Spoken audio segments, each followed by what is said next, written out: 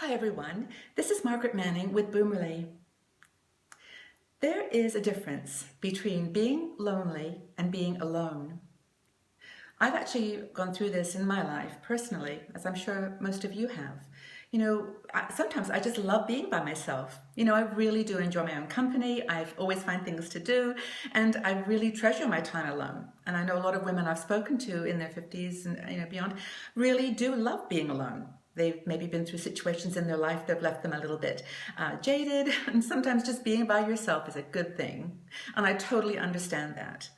But that can very easily turn into loneliness, where you feel very isolated from people. And I think that there are some things you can do, though, to positively respond to that feeling of loneliness. And these are some things that I've used in my life, and other people have given me comments as to what works for them. And I think the first thing is to really understand yourself. Know who you are. And if you love being alone and you start to feel a little bit lonely or by yourself, kind of look at the trigger. What actually caused that, that sense of loneliness? Is it an anniversary? Is it just the weather? Is it something that someone said to you? Is there some disappointment? What maybe triggered that sense of loneliness? And with that knowledge, you really can then take some positive actions to move on and to distract yourself and to just do things that will help you to feel more, just happier, just to feel happier. One thing that I've always found useful is to get out into nature or get out into the world, because, it is that classic thing that, you think about your own problems until you look at the reality of others' situations. And that is true. I mean, just to get out and mix with people, talk to people, and, appreciate the positive in your situation. I think that's really important, is to not just sit in your house or in your room. It's just, better to just get out and feel the world, experience it, be interesting, and enjoy the world. Another thing you can do is to take care of your health.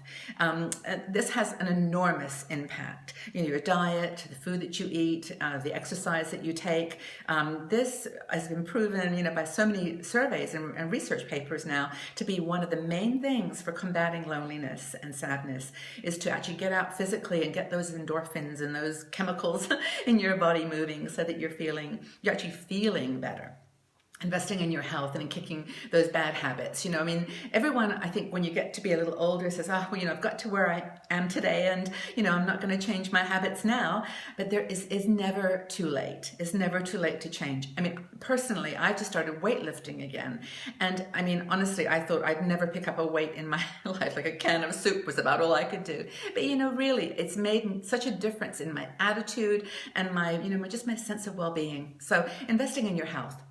Another thing is just to get social. Just do some fun stuff. I think you tend to make excuses like, I'm too tired, or, I don't have enough money, or, whatever your excuse is. But go out and join a, community group, or go belly dancing, or, join a Zumba class, or just, get together with friends for coffee and just try to, just talk to people, engage with people.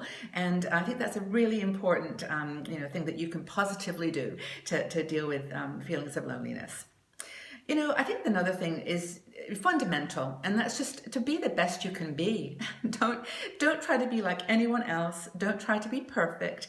Don't beat yourself up for mistakes. Just be the best you can be.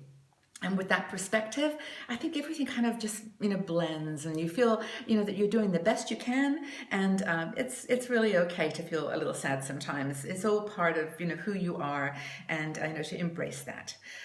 So I think that those are some of the ideas. And if you go to the article on the website, you'll see a lot of different thoughts about how you can deal positively with loneliness. And would love to hear what you have found works for you.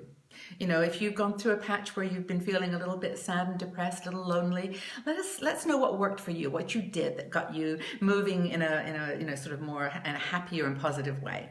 So go to the website, check out the article, and then just leave your comments in the section below. And I'd love for us to start a conversation on this.